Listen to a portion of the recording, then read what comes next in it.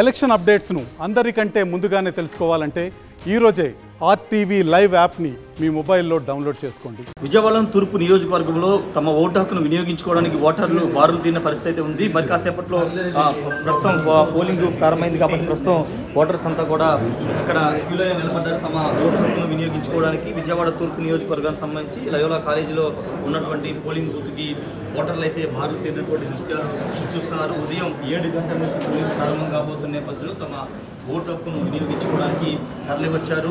స్వేచ్ఛాయుత వాతావరణంలో ఇప్పటికీ పోలింగ్ ప్రశాంత వాతావరణంలో జరుగుతామని ఎన్నికల సంఘం చెప్పిన నేపథ్యంలో ఎలాంటి ఇబ్బంది లేకుండా పోలింగ్ సంబంధించినటువంటి నిర్వహణ చేస్తున్నారు. చూడవచ్చు అందరూ కూడా బారులు తిన్నటువంటి దృశ్యాలు. ఉదయాన్నే వచ్చి తమ ఓటు హక్కును వినియోగించుకోవడం వీళ్ళంతా కూడా రావడం జరిగింది. విజయవాడ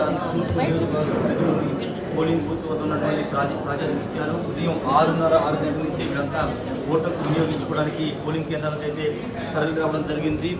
ఓటు యొక్క ఆవశ్యకత గురించి ఇప్పటికే ఎన్నికల సంఘం కేంద్ర ఎన్నికల సంఘం అనేక రకాల ప్రచార కార్యక్రమాలు నిర్వహించి ఓటు ప్రతి ఒక్కరు వినియోగించుకోవాలని చెప్పిన నేపథ్యంలో కొంత అవేర్నెస్ తీసుకొచ్చిన నేపథ్యంలో పూర్తిగా ఓటు హక్కు వినియోగించుకోవడానికి అందరూ కూడా తరలి వచ్చారు. ఒకసారి చూడొచ్చు యువ ఓటర్లు కూడా ఇక్కడ మనకి కనబడుతున్నారు. మొదటిసారి ఓటు వేసేవాళ్ళు వాళ్ళంతా కూడా ప్రస్తుతం తరలి వచ్చారు. పిల్లల్లో కూడా ఇక్కడ ఓటు హక్కు వినియోగించుకోవడానికి వచ్చిన దృశ్యాలు మనం చూస్తున్న ఒకసారి ముందున్న మాట్లాడడం. సార్ ఓటు హక్కు వినియోగించుకోబోతున్నారా? తప్పకుండా సార్. మరి అది మా భారత రాజ్యాంగం కల్పించిన అది హక్కు కాబట్టి తప్పకుండా వినియోగించుకుంటాం.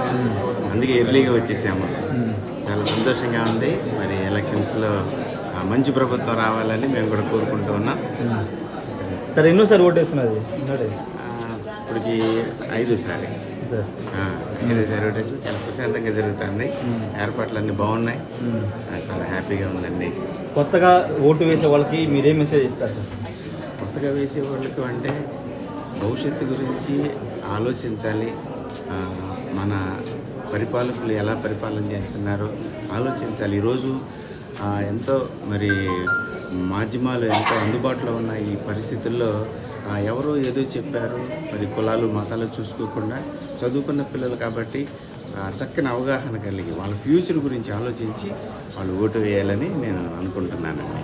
Thank you sir. ఖచ్చితంగా ఫ్యూచర్ చూసి భవిష్యత్తు కోసం ఓటు వేయాలని కూడా చెప్తున్నారు. ఒకసారి ఇక్కడ మనం చూస్తే కనుక వృద్ధులు కూడా అంటే కర్ర సాయంతో ఓటు వినియోగించుకోవడానికి వచ్చారంటే ఒకసారి నిజంగా స్ఫూర్తి అని చెప్పాలి. చాలామంది సెలవు వచ్చేసిందిలే ఓటు ఏమేస్తామని బద్దకిస్తూ ఉంటారు, ఓటు వినియోగించుకోకుండా బద్దకిస్తున్నారు. అలాంటి వాళ్ళకి ఖచ్చితంగా ఒక ఈమె ఇన్స్పిరేషన్ అని చెప్పాలి. కర్ర సాయంతో ఓటు హక్కు వినియోగించుకోవడానికి క్యూలో నిలబడిన ఈమెను ఆదర్శంగా తీసుకుని ప్రతి ఒక్కరు కూడా ఓటు హక్కు వినియోగించే. అమ్మ ఎక్కడి నుంచి వచ్చారు? ఇక్కడేనా ఓటు వేయడానికి వచ్చారా? వాళ్ళు తీసుకొచ్చారు మిమ్మల్ని. ఎలా ఉంది? ప్రతిసారి ఓటు వేస్తారు మీరు?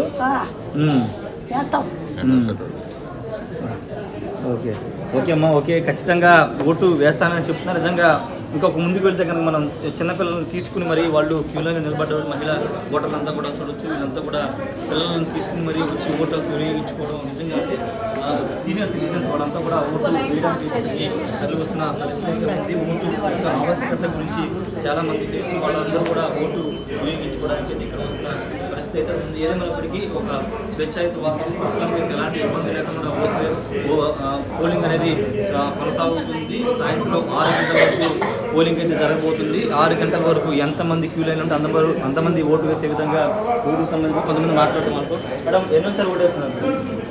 ఎన్నో టైం ఓటు గురించి ఏం చెప్తారు? ఓటు వేయడానికి వచ్చారు, ఓటు గురించి ఏం చెప్తారు? ఓకే.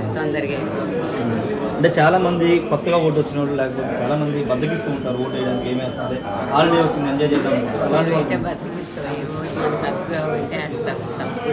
ఓకే.